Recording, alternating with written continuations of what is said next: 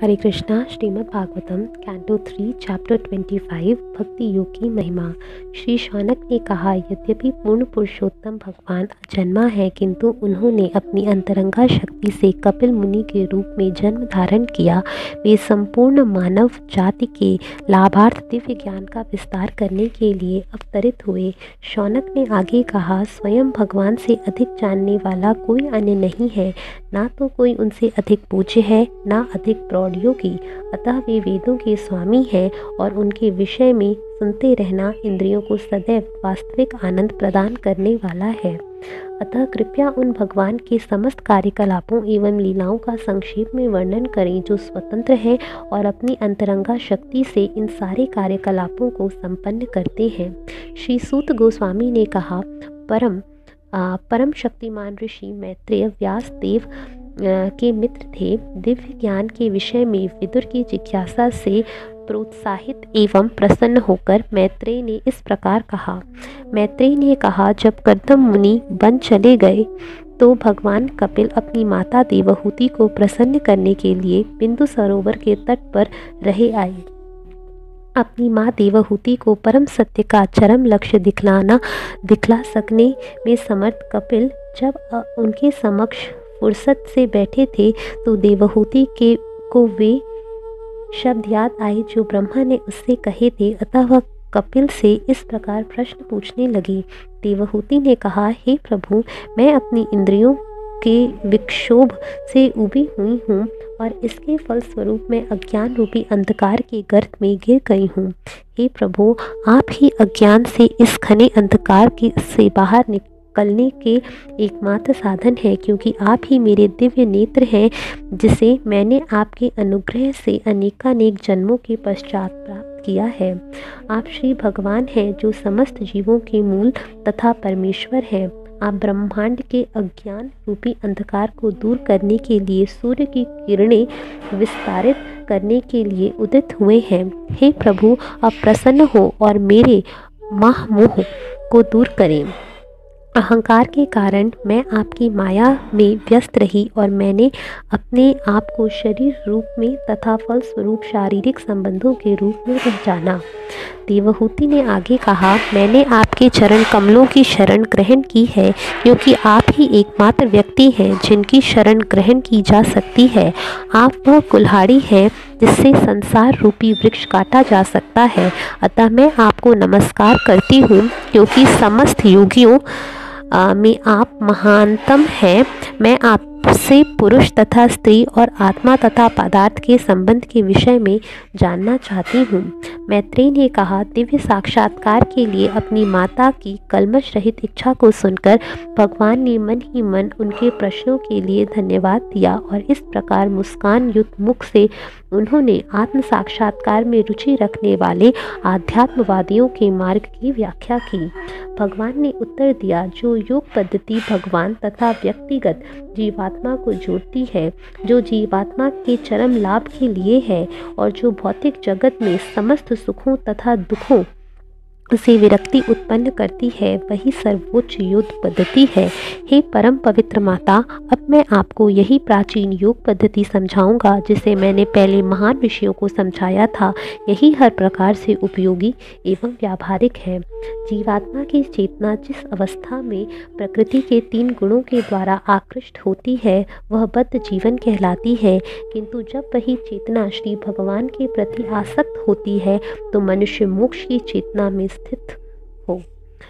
जब मनुष्य शरीर को मैं तथा भौतिक पदार्थों को मेरा मानने के झूठे भाव से उत्पन्न काम तथा लोभ के विकारों में से पूर्णतया मुक्त हो जाता है, तो उसका मन शुद्ध हो जाता है। उस विशुद्ध अवस्था में वह तथाकथित भौतिक सुख तथा दुख की अवस्था को लाभ जाता है। उस समय जीव अपने आप को संसार से परे सदैव स्वयं प्रकाशित, अखंडित एवं सूक्ष्म आकार में देख सकता है। आत्म साक्षात्कार की उस अवस्था में मनुष्य ज्ञान तथा भक्ति में त्याग के अभ्यास से प्रत्येक वस्तु को सही रूप से देख सकता है। वह इस संसार के प्रति अन्य मनसक हो जाता है और उस पर भौतिक प्रभाव अत्यल्प प्रबलता के साथ काम करवाते हैं। किसी भी प्रकार का योगी जब तक श्री भगवान की भक्ति में प्रवृत्त नहीं हो जाता तब तक आत्म साक्षात्कार में पूर्णता नहीं प्राप्त की जा सकती, क्योंकि भक्ति ही एकमात्र शुभ मार्ग है। प्रत्येक विद्वान व्यक्ति अच्छी तरह जानता है कि सांसारिक आसक्ति ही आत्मा का सबसे बड़ा बंधन है, किंतु वही आसक्ति यदि स्वरूप सिद्ध भक्तों के प्रति हो जाए तो मोक्ष का द्वार खुल जाता है। साधु के लक्षण है कि वह सहनशील, दयालु तथा समस्त जीवों के प्रति मैत्रीय भाव रखता है। उसका कोई शत्रु नहीं है, वह शांत रहता है, वह शास्त्रों का पालन करता है और उसके सारे गुण अलौकिक होते हैं। ऐसा साधु अविचलित भाव से भगवान की कट्टर भक्ति करता है। भगवान के लिए वह संसार के अन्य समस्त बंधनों यथा पारिवारिक संबंधों तथा मैत्री का परित्याग कर देता है। निरंतर मेरे अर्थात पूर्ण पुरुषोत्तम भगवान के कीर्तन तथा श्रवण में संलग्न रहकर साधुगण किसी प्रकार का भौतिक कष्ट नहीं पाते, क्योंकि वे सदैव मेरी लीलाओं तथा कार्यकलापों के विचारों में ही निमग्न रहते हैं।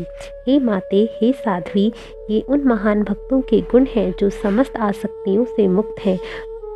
तुम्हें ऐसे पवित्र पुरुषों की संगति करनी चाहिए, क्योंकि ऐसी संगति भौतिक आसक्ति के समस्त कुप्रभावों को हरने वाली है।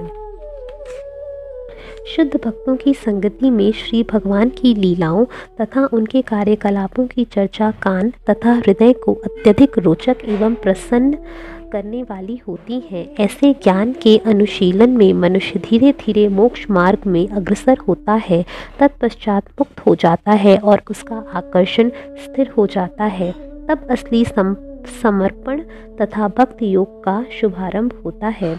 इस प्रकार भक्तों की संगति में सचेत होकर भक्ति करते हुए भगवान ने कार्यकलापों के विषय में निरंतर सोचते रहने से मनुष्य को इस लोक में तथा परलोक में इंद्रिय तृप्ति के प्रति अरुचि उत्पन्न हो जाती है।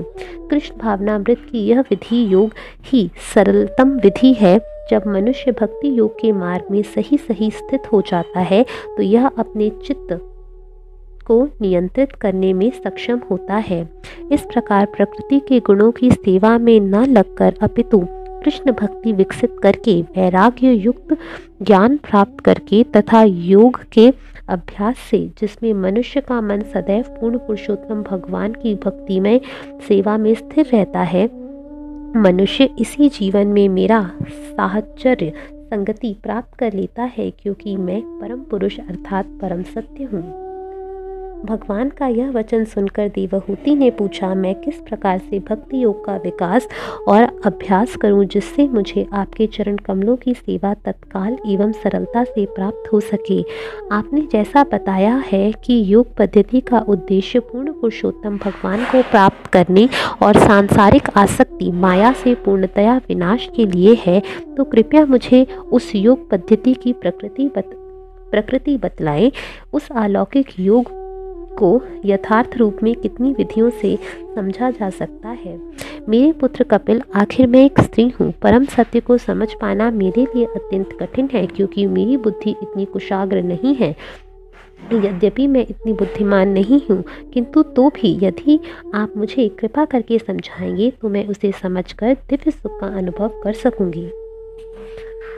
श्री मैत्रेय ने कहा, अपनी माता का कथन सुनकर कपिल उसका प्रयोजन समझ गए और उसके प्रति दयार्द्र हो उठे, क्योंकि उन्होंने उसके शरीर से जन्म लिया था। उन्होंने सांख्य दर्शन का वर्णन किया, जो शिष्य परंपरा से प्राप्त भक्ति तथा यौगिक साक्षात्कार का एक मिला जुला रूप है। भगवान कपिल ने कहा, हे ये इंद्रियां दैवों की प्रतीकात्मक प्रतिनिधि हैं और इनका स्वाभाविक झुकाव वैदिक आदेशों के अनुसार कर्म करने में है। जिस प्रकार इंद्रियां देवताओं के प्रतीक हैं, उसी प्रकार मन भी पूर्ण पुरुषोत्तम भगवान का प्रतिनिधि है। मन का प्राकृतिक कार्य सेवा करना है। जब यह सेवा भाव किसी हेतु के बिना श्री भगवान की सेवा में लगा रहता है तो यह सिद्धि से कहीं बढ़कर है। भक्ति जीवात्मा के सूक्ष्म शरीर को बिना किसी अतिरिक्त प्रयास के उसी प्रकार विलय कर देती है जिस प्रकार जठराग्नि खाए हुए भोजन को पचा देती है। जो भक्ति कार्यों में संलग्न है और जो मेरे चरण कमलों की सेवा में निरंतर लगा रहता है, ऐसा शुद्ध भक्त कभी भी मुझसे तदाकार होना नहीं चाहता। ऐसा भक्त जो अविचलित होकर लगा रहता है, सदैव मेरी लीलाओं तथा कार्यकलापों का गुणगान करता है। हे माता, मेरे भक्त नित्य ही उदीयमान प्रभाव से सूर्य सदृश नेत्रों से युक्त मेरे प्रसन्न मुखमंडल वाले रूप का अवलोकन करते हैं। वे मेरे विभिन्न दिव्य मित्रवत रूपों को देखना चाहते हैं और साथ ही मुझसे अनुकूल संभाषण करना चाहते हैं। भगवान ने मुस्कुराते तथा आकर्षक स्वरूप को देखकर तथा उनके अत्यंत मोहक शब्दों को सुनकर शुद्ध भक्त अपनी अन्य समस्त चेतना खो बैठते हैं। उनकी इंद्रियां अन्य समस्त कार्यों से मुक्त होकर भक्ति में तल्लीन हो जाती है। इस प्रकार अनिच्छित ही सही उसे अनायास मुक्ति प्राप्त हो जाती है। इस प्रकार मेरे ही विचारों में निमग्न रहने के कारण भक्त को स्वर्गलोक के प्राय श्रेष्ठ वर, जिसके सत्यलोक सम्मिलित है, की भी इच्छा नहीं रह जाती। उसमें योग से प्राप्त होने वाली अष्ट सिद्धियों की भी कामना नहीं रह जाती। ना ही वह ईश्वर के धाम पहुंचना चाहता है, तथापि ना चाहते हुए भी इसी जीवन में भक्त प्रदान किए गए उन समस्त वरदानों को भोगता है। भगवान ने आगे कहा, हे माते, जो भक्त ऐसा दिव्य ऐश्वर्य प्राप्त कर लेते हैं, वे उससे कभी वंचित नहीं होते। ऐसे ऐश्वर्य को ना तो आयुध ना काल परिवर्तन ही विनष्ट कर सकता है। चूँकि भक्तगण मुझे अपना मित्र, संबंधी, पुत्र, शिक्षक, शुभचिंतक तथा परमदेव मानते हैं, अतः इसी काल में भी उनसे यह ऐश्वर्य छीना नहीं जा सकता।